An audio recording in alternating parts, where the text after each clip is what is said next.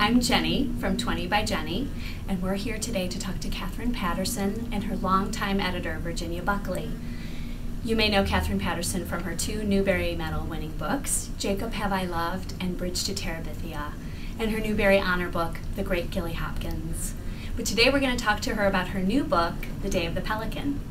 Now, I wanted to talk to you a little bit about The Day of the Pelican. And I was curious because, Katherine, I think I heard you say that this idea was sort of suggested to you and that that's kind of an unusual situation for you. Yeah. So can you talk about whether the process for the two of you was any different for that because of the way the project originated? Yeah, There was quite a bit of Yeah. right.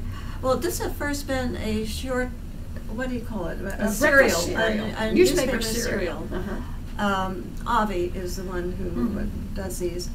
And it appeared, what, 26 times? Or 20? It was nearly 100 times. Well, every different section ended with a cliffhanger.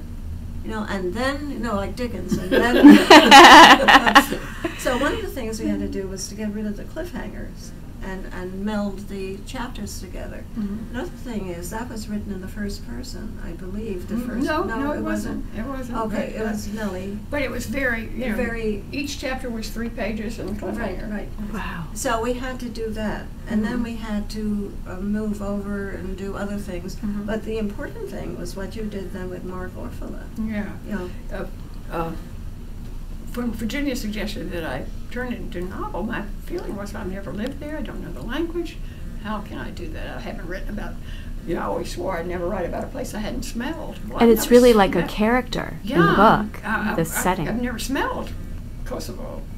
And so I didn't, and I'd done an enormous amount of research, historical research and you know, reading the newspapers of the time and everything just to do the 3 pages and a cliffhanger.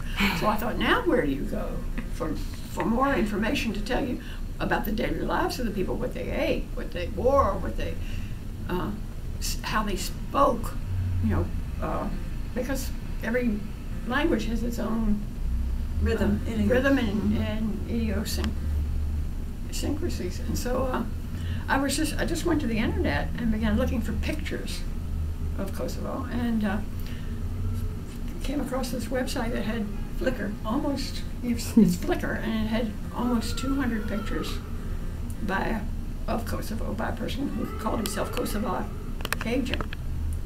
And I thought, boy, this guy has lived there.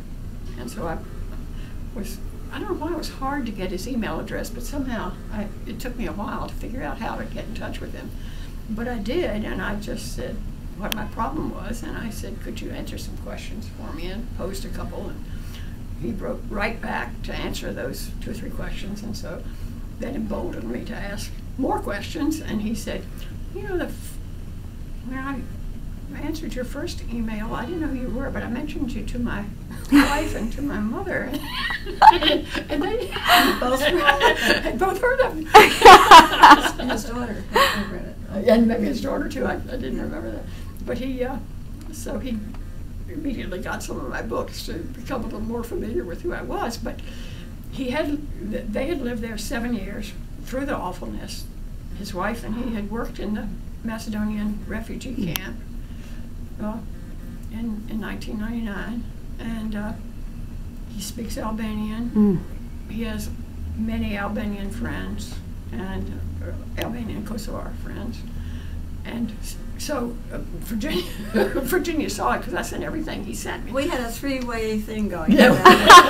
He would email her, then Katherine would forward his email to me, so then the 2 of us would discuss what to do, and then again, and I don't think he was quite aware that I was also part of this. Oh, no, I told him I was sending you the stuff, but you know, there would be my paragraph in black, and then there would be his paragraph in red,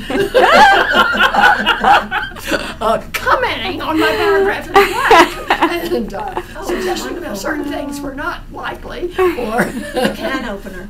The can opener. Oh, there must a can opener in it, and every time he came across can opener, he said, "But they all have flip can top opener. lids." It's just flip top cans. You don't have can openers there. Things Which is an important detail. No, he changed the car. Yeah, and I had the wrong. You know, no pickups. I had a pickup originally. I just figured they'd have a little pickup. Right. No, I never saw a Pack pickup. the whole family in and move I them. never saw a pickup and put my whole time there. They either had an old Russian car, or there were two makes of cars he said I could choose from. What was the one? It was a Lada. We ended up with a Lada, and there was something else, and I went on the internet and got, to look at all the pictures of them and picked out what I thought would be the most helpful car to. He sent you a picture of the car too, didn't he? No, I got those. So off you the got the internet. picture. Okay. Yeah. But he sent me a picture of the outhouse. Oh. That's important. What the outhouse would look like. And the wheelbarrow. Didn't he send you a picture of a wheelbarrow? Yeah, he did. He did. And also, he mentioned, and you wanted to change. We had Papa and Mama. Yeah, and he wanted Baba. Yeah, he said so Papa became Baba, and I felt a little strange putting that in, but I think that worked out very well. People realize that Baba is really Papa. Yeah. Yeah. The one thing that almost brought me to my knees was the scene in which they were herded aboard the train. He said, I had based that on newspaper accounts, which said simply they were herded aboard trains. Boxcars. And it sounded like a boxcar to me, and that brought back all the sort of echoes of the Holocaust, and that would make it a very powerful scene if all of those things were going in the reader's mind as well. So of course it was a boxcar, and Mark read that and he said, I think they were passenger cars. Well, my heart just sank. And he said they would have been very crowded and very uncomfortable, but I think they were all passenger cars. He said, but I'll ask somebody. And he got in touch with an Albanian friend who said they were both boxcars and passenger cars. And that's one of the strongest scenes in the book, Yes. I think. So guess which Because one that I is where chose. your head goes. It goes to the Holocaust and the hurting. Yeah. I had that vision too, and I was very happy that you could keep in boxcars. I nearly went nuts for those several Because days. there they while he were was all standing up, researching. and the smells and everything else, and the fright and the scream. Well, they weren't screaming. Well, I wasn't. If it was not accurate, I couldn't use it. Right. Yesterday at the school where the children had really read the book so carefully that I had to listen to them. But there was a young male teacher and his student who wanted to talk about the relationship between Mehmet and his father, and how important that was, and how shaky it became, partly because of Mehmet's suffering and wanting to revenge, and his father's insistence not. And of course, Mehmet thinks they're going the wrong direction, which they were, although that's the route his father had chosen.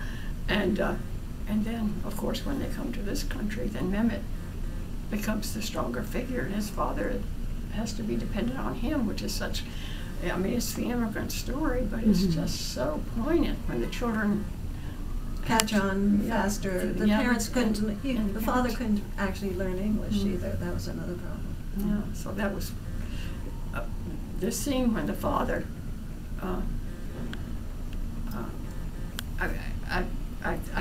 when I read the words of the coach to the father, that you're a good man, and I hope I'll be as good father to my children as you are to yours. I just tear up when I read that scene, because to me it's the most important scene in the book. The fact that the father, despite all of what's happened, and despite the fact that he's now working as a dishwasher in the restaurant, and that his wife has to work to help support the family, and his children are flourishing really in this new environment, and he's not. Despite all, he still emerges as this man of integrity and strength.